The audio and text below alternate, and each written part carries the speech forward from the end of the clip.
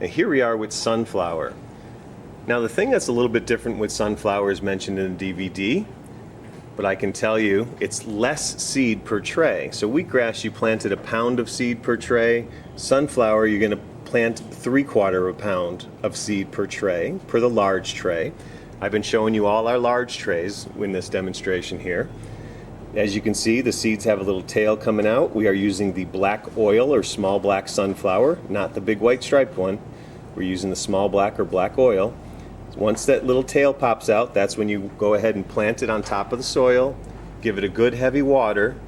And with sunflower, we actually put a tray on top of it that has weight in it. In other words, there's soil in the tray that covers it. So this actually has some weight to it. It weighs a good 2 or 3 pounds, and we're putting it right on top of that sunflower. And the reason for the weight is to force them to grow even. With wheatgrass, you didn't necessarily have to do the weight on top of it. You could if you chose to. So we went ahead and we watered the sunflower heavy after we planted it, put that weighted tray right on top of it. That's day 1. Day 2, we uncovered it, gave it a good heavy water again, and put that weight tray back on top of it. You can see now those roots are starting to go into the soil.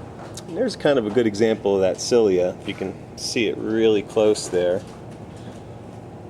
It looks like mold, but ultimately it's really just the root hairs. When you water it, all those little hairs disappear. It's not mold. Okay, so that would be day 2. Day 3 pretty much looks the same as day 2. They're still just getting into the soil. Okay, we keep them covered with that heavy weighted tray. Even though they're starting to sprout now, they're still covered with that heavy weighted tray. Water them just once a day. Give them a good heavy water, make sure they drip. Now this would be the next day. This would be day 4. They're starting to push up now. Starting to push that weighted tray right up and off. When it gets to the point where you can actually slide that weighted tray, for example, if this was that weighted tray, if you could slide that tray back and forth without it hitting the other tray it's in, that's when it's time to take it off.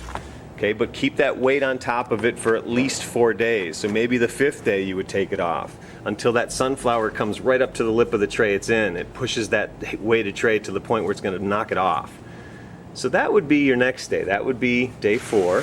So now day 5, we actually took the weighted tray off and we turned it upside down and put it back on top. Okay, now this is a stage that is kind of unfamiliar to most. Once it gets to the point where we actually took that weighted tray off, we're going to take another tray, an empty one, turn it upside down, and put it right on top of there.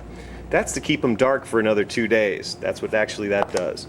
By keeping them dark, you force them to grow tall first. They don't green up as fast. So they're going to look really yellow. The shells are going to be stuck to the leaves. You're going to think you made a mistake, but you haven't. Now your next day, it's starting to get taller. It's still very yellow. Actually, we've had these uncovered for about 2 hours this morning already, so they're starting to turn green. They went from yellow in 2 hours and turned green. Okay, we kept that tray on top upside down for 2 more days. We just uncovered this today. So you can see it's a pretty good size before we let them green up. Now those shells are still kind of stuck to the leaves, those small black shells. So what we're going to do, we're going to take our hand when it's wet. In other words, the first thing in the morning when they're still dewy, we're going to take our hand, just rub it across the top there. You can kind of give it a good hard rub. Catch it early in the morning or go ahead and spray it with a little spray bottle, get it wet, mist it, and then rub your hand across the top. And as you can see, a lot of them kind of slid right off the leaves. That's the great thing about the small black, the black oil. See the difference? Those have the shells sticking to them, and these, the shells are pretty much off the leaves by now. So rub your hand across the top. And now they're going to green up in 1 day. That's what they're going to look like the next day. Starting to get green and full. You still have a couple of those shells. You can go ahead and rub your hand across the top again. Get the rest of those off. And then I kind of exaggerated with a day or so. So this would probably be 9 days. But then you have a full, beautiful tray of sunflower. And out of 3/4 pound of seed, it's going to yield almost 4 pounds of fresh sunflower greens. So you really get a lot of sunflower out of 1 tray, out of just 3/4 pound of seed. Sunflower is ready to harvest kind of like wheatgrass is. It splits. So you can kind of see there, right in the middle, you see a second set of leaves starting to shoot up. Have your long stem, great source of lecithin, chlorophyll in the top here, oxygen, and then you spread those two leaves apart, and there's that second blade, that split. Sunflower splits at the top, wheatgrass splits at the bottom. And that's when it's ready to harvest, when you can see those second set of leaves starting to shoot up there.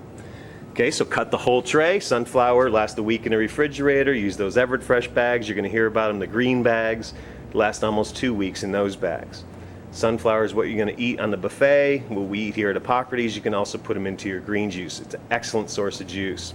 Proteins. Sunflower, wheatgrass, also complete proteins.